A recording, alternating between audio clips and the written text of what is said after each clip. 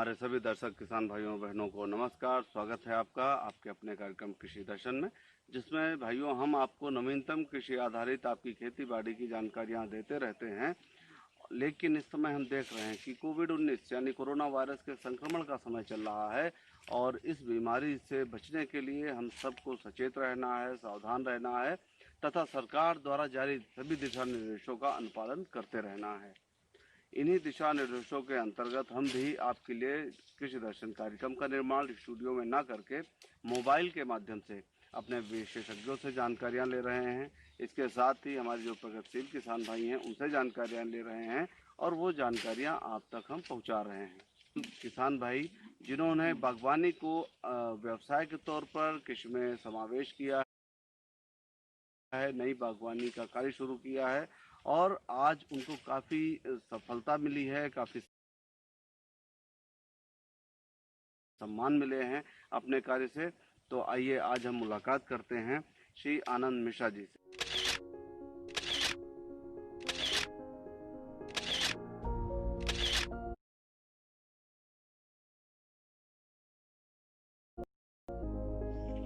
आनंद मिश्रा जी नमस्कार, स्वागत है आपका आपके अपने कार्यक्रम कृषि दर्शन में।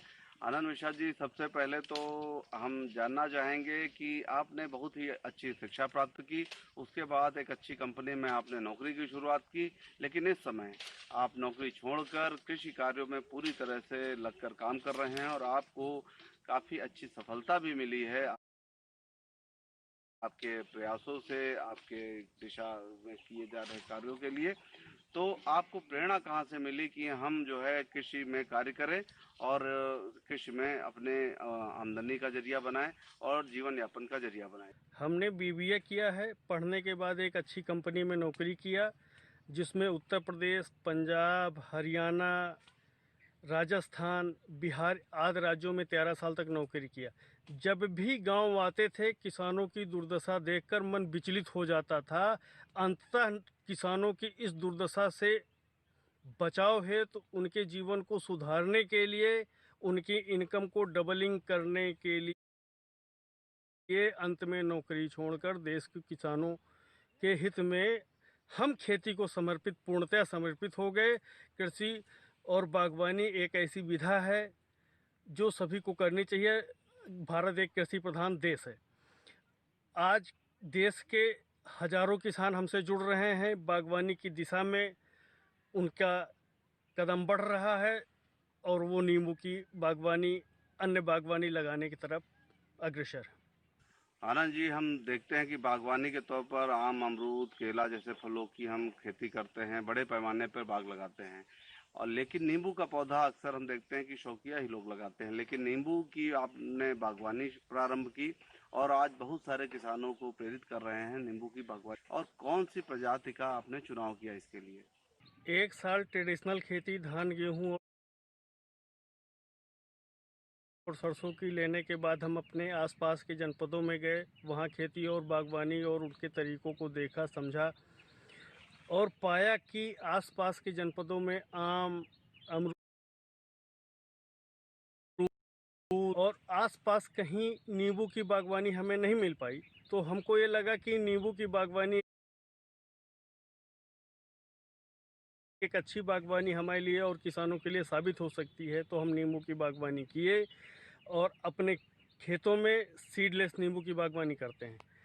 ये सीडलेस नींबू में अन्य वैरायटियों में नहीं होता। इससे लेमन जूस, स्क्वैश, पाउडर, अचार आदि बनाया जा सकता है। 1 एकड़ में 420 पौधे लगते हैं, जिससे के 3 साल बाद प्रति पौधा 20 से 25 किलो नींबू का उत्पादन मिलने लगता है, जो प्रतिवर्ष बढ़ता रहता है। आनंद जी, हम कोई भी कार्य करते हैं तो सबसे पहले आवश्यकता होती है कि उस कार्य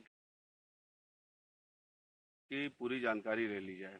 तो बागवानी का कार्य आपने शुरू किया, तो इसकी जानकारी आपको कहाँ से मिली और नींबू की बागवानी के संबंध में आपको पूरी जानकारी आपने कहाँ से ली? हमें अच्छे ढंग से बागवानी करनी है, ये हमारी सोच थी। हमने उद्यान विभाग, कृषि विभाग कृषि भी बराबर हमारी बागवानी में होता रहता है। हम वो लोग आपस में संपर्क में बने रहते हैं, परस्पर जानकारियों का आदान प्रदान होता है। नवीन तकनीकी इनकम को बढ़ा सकती है। कृषि एक प्रयोगशाला है। जो किसान जितने अधिक प्रयोग करता है वो उतना ही सफल होता जाता है। आनंद जी, उत्पादन के बाद हम बात करें आमदनी की, तो आपको आपकी बागवानी से प्रति एकड़ वार्षिक कितनी आमदनी प्राप्त हो जाती है? आपकी जो फलत है, फल के उत्पादन से, इसके साथ ही नर्सरी के उत्पादन से वार्षिक आमदनी के बारे में हम जानकारी। अब हमारी बागवानी 3 साल की हो गई है। कमर्शियल उत्पादन शुरू होने वाला है। अब की बार अनुमानतः लगभग 10 लाख रुपए का हमारा लक्ष्य है नींबू बेचने का, और 10 लाख रुपए का ही लक्ष्य है हमारा नर्सरी भी बेचने का। तो इस प्रकार इस फाइनेंशियल ईयर आने वाले में हम 20 लाख का बिजनेस नींबू की बागवानी से करने वाले हैं। आनंद जी, आप खेती में कौन कौन सी फसलें अपना रहे हैं और कितने क्षेत्रफल में कौन? 1 बीघे में धान, गेहूं की तथा आधे बीघे में अमरूद L49 किस्म की जैविक खेती करते हैं। हमारी किसानों को सलाह भी है कि परंपरागत खेती के साथ अपने खेती के कुछ भाग में बागवानी अवश्य करें। हम अपनी फसलों से बागवानी में अच्छा उत्पादन लेने के लिए पोषक तत्वों का प्रबंधन भी करते हैं। तो नींबू में पोषक तत्वों को देने के लिए आप कौन सा तरीका अपनाते हैं? कौन सी खादें, रासायनिक, जैविक, कौन सी खाद प्रयोग करते हैं, कैसे करते हैं? नीम परजीवी कीड़े जो पोषक तत्व पौधों से ग्रहण करके पेड़ पौधों को कमजोर कर देते हैं, खेतों को कमजोर कर देते हैं, उनको हटाने का प्रयास जैविक अथवा रासायनिक रूप से जो भी आपको सुटेबल लगता है वो करना चाहिए। नहीं तो किसान भाइयों द्वारा दिया गया पोषक तत्व बेकार चला जाता है और उन्हें लाभ के बजाय हानि होती है। हम जैविक खेती करते हैं। हम खुद अपने खेतों के लिए जैविक लिक्विड का निर्माण खुद करते हैं और उसे हर 3 माह में एक बार बाग में अच्छे से स्प्रे करते हैं, जिससे पौधों को सभी प्रकार के पोषक तत्व मिल जाते हैं। जून माह में कंपोस्ट खाद प्रति पौधा 15 केजी डालते हैं। पोषक तत्व प्रबंधन एक ऐसी विधा है जिसमें कार्बनिक, अकार्बनिक, जैविक स्रोतों के मिश्रित उपयोग द्वारा पौधों को उचित मात्रा में पोषक तत्व उपलब्ध करवाए जाते हैं। आनंद जी, पोषक तत्वों को तो हम लोग देते ही हैं अपने पौधों में, अपनी फसल में। इसके साथ ही बहुत सारे प्रबंधन के कार्य होते हैं, जैसे सिंचाई है, निराई गुड़ाई है, मिट्टी चढ़ाना है। तो नींबू की बागवानी में प्रबंधन में कौन कौन बनाए रखने का होता है। बारिश के मौसम में पानी का बराबर निकास की ज़रूरत रहती है बाग से। जाड़े के सीजन में पानी की महीने में या 25 दिन में सिर्फ एक बार ज़रूरत होती है। बरसात में कोई ज़रूरत नहीं होती। मार्च, अप्रैल, मई, जून में हर 10 से 15 दिन पे आवश्यकता के अनुसार सिंचाई करें। कोशिश करें कि ड्रिप इरिगेशन करके जल संरक्षण करें। जून माह में एक बार कंपोस्ट खाद डालें और पेड़ों की अवांछनीय जो ब्रांचें हैं, अनवांटेड ब्रांचें हैं, है तो उसको उखाड़ के जला दें, उसको नष्ट कर दें। अपनी सुविधा के अनुसार जैविक अथवा रासायनिक कीटनाशक का छिड़काव करें। बारिश के बाद कैल्शियम का पेस्ट बना लें, उसको गाढ़ा पेस्ट नीचे से तने में 1 फुट में चारों तरफ लेपित करें, जिससे फंगस और कीटाणुओं का संक्रमण नहीं होता है, आक्रमण नहीं हो पाता है। ये सब बागवानी में प्रबंधन का आपको ध्यान रखना है। तो आनंद जी, आपने जो प्रजाति चुनी है, इसकी पौध आपको कहाँ से प्राप्त हुई? और इसके साथ ही जब आपने रोपण किया पौध का, तो क्या सावधानी रखते हैं? और हमारे जो किसान भाई लगाना चाह रहे हैं नींबू, वो क्या सावधानी रखें इसके लिए? नींबू की पौधे सर्वप्रथम विश्वसनीय जगह से लेना चाहिए। जिन पौधों में इम्यूनिटी अधिक हो उनका रोपण करना चाहिए। लाइन से लाइन और पौधों से पौधे की दूरी 10 फीट रखते हैं। कम जमीन में ज़्यादा उत्पादन हेतु सघन बागवानी करनी चाहिए। रोपण के तत्काल बाद सिंचाई करनी चाहिए। रस्सी की सहायता से सीधी लाइनों का निर्माण करना चाहिए, जिससे कि आवागमन में कोई दिक्कत ना हो। आनंद जी, आजकल हम देख रहे हैं कि कृषि को अक्सर हम सभी घाटे का सौदा मानते हैं। इसीलिए जो हमारे युवा हैं, पढ़े लिखे लोग हैं, सबसे पहले शहर की तरफ पलायन करते हैं रोजगार के लिए। लेकिन आपने रोजगार छोड़कर कृषि को ही अपना रोजगार बनाया है और इसको लाभकारी कार्य में करके साथ दिखाया है। तो क्या संदेश देना चाहेंगे हमारे सभी किसान भाइयों को जो खेती को खाली खाद्यान्न उत्पादन तक रहकर सीमित कर रहे हैं? कैसे अपनी आमदनी बढ़ा सकते हैं, कैसे इस कार्य को आगे बढ़ा सकते हैं? देश के किसानों को हमारा एक बहुत अच्छा संदेश है जो उनकी आमदनी में चार चांद लगाने वाला है। आप लोग एक रजिस्टर मेंटेन करिए, जो भी खेती कर रहे हैं, बागवानी कर रहे हैं, उसका एक रजिस्टर मेंटेन करिए कि फला रोग किस दिन आया, किस तारीख को आया और आपने क्या उपचार किया, उपचार करने के कितने दिन बाद वो रोग ठीक हो गया। तो ये जब 1 से 2 साइकिल पूरा हो जाएगा तो आपके पास पूरा डाटा रहेगा कि धान की फसल है, गेहूं की फसल है, नींबू की फसल है, आम की फसल है, इसमें फला महीने में इतने तारीख के आसपास ये रोग आता है और ये दवाई हम डालते हैं तो रोग ठीक हो जाता है। तो वो आप करेक्टिव एक्शन कर रहे होते हैं। लेकिन आपके पास जब डाटा आ जाएगा, रजिस्टर आपका मेंटेन रहेगा कि कब हमने क्या क्या किया, तो आप प्रिवेंटिव एक्शन में आ जाएंगे। जब प्रिवेंटिव एक्शन में आ जाएंगे तो रोग लगने नहीं पाएगा और आप उसका उपचार पहले से कर लेंगे। तो आपकी जो वर्तमान फसल है उससे 1.5 गुना उत्पादन होने वाला है।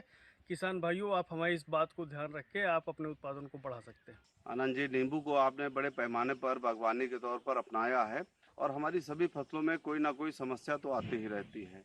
तो नींबू की अगर हम बात करें तो कौन कौन सी समस्या आपको प्रतीत हुई इसमें, और इसके साथ ही रोग और कीट की बात करें तो कौन कौन से रोग और कीट प्रमुखता के साथ इसमें रहते हैं? नींबू की बागवानी में कीट का प्रबंधन, रोगों का प्रबंधन कैसे करें, मुख्य रोग क्या क्या हैं, हम आपको बताते हैं। नंबर 1 सबसे बड़ा रोग इसका आता है सिट्रस कैंकर, जो गर्मी के महीने में आता है, जो एक तरह का कैंसर समझ सकते हैं उसको। उसका उपचार करना चाहिए गर्मी के शुरुआत में ही, मार्च के महीने में। कुछ कीड़े आते हैं जो पत्तियों को खाते हैं, उसका उपचार करना चाहिए। तीसरा गमोसिस रोग हो जाता है, जिसमें तने से गोंद टाइप के निकलने लगती है, उसका उपचार। तो इन दोनों का उपचार fungus, anti fungus fungicide, insecticide से हो जाता है, जो किसान भाई अच्छे से जानते हैं। आप रासायनिक और जैविक दोनों तरीकों से इसका उपाय कर सकते हैं। बाकी कोई इसमें विशेष रोग नहीं लगता है। आनंद जी, आपने नींबू की बाग लगाकर इसको व्यवसाय के तौर अपनाया है और व्यवसाय में इसका जो फल उत्पादन है वो तो ले ही रहे हैं, इसके साथ ही आप नर्सरी उत्पादन भी कर रहे हैं, यानी पौध तैयार करके भी आप उसको किसानों तक पहुंचा रहे हैं। तो उत्पादन की अगर हम बात करें तो प्रति एकड़ वार्षिक कितना फल से उत्पादन हो जाता है? उसके साथ ही पौधों के उत्पादन की बात करें तो कितने पौधे आप उत्पादन कर लेते हैं जिनके माध्यम से आप दूसरे किसान भाइयों को भी लाभान्वित कर रहे हैं?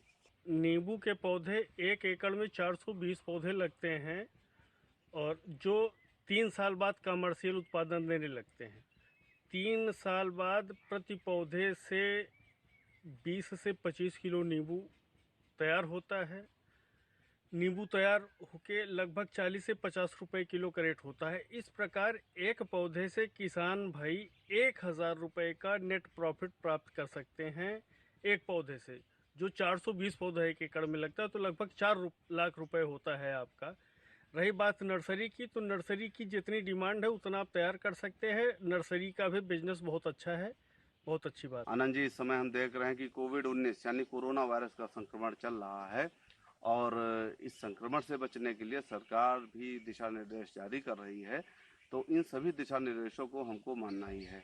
तो इसको देखते हुए आप अपने कृषि कार्यों में, बागवानी के कार्यों में कौन कौन सी सावधानी अपनाते हैं? वैश्विक महामारी कोविड-19 से बचाव के लिए किसान भाइयों से हमारी अपील है कि वो सोशल डिस्टेंसिंग का पालन करें, मास्क का प्रयोग करें, कृषि यंत्र जैसे फावड़ा, खुरपी, हंसिया, गणास, स्प्रे मशीन आदि का उपयोग करने से पहले व बाद में अच्छे से उसको सैनिटाइज कर लें। दिन में कई बार हाथ को साबुन से अच्छी तरह धोएं और भीड़ वाली जगह पर जाने से बचें। सावधानी ही बचाव है। किसान भाइयों बहनों, आपने प्रेरणा प्राप्त की, जानकारी प्राप्त की श्री आनंद मिश्रा जी से, जो एक सफल किसान हैं, प्रगतिशील किसान हैं और नींबू को आपने बागवानी करके एक लाभकारी कृषि कार्य बना दिया है। तो हम आशा करते हैं जानकारी आपके लिए फ़ायदेमंद होगी और आप इन जानकारियों का प्रयोग और इस्तेमाल अपने कृषि कार्यों में ज़रूर करेंगे। इसके साथ ही अपने स्वास्थ्य का देखभाल करें, उनका ध्यान रखें और इसके लिए इस संक्रमण के दौर में कोविड-19 संक्रामक बीमारी से बचने के लिए आरोग्य सेतु ऐप ज़रूर डाउनलोड कर लें अपने मोबाइल फ़ोन में, ताकि आपको समय-समय पर आपके स्वास्थ्य संबंधी जानकारियाँ मिलती रहें।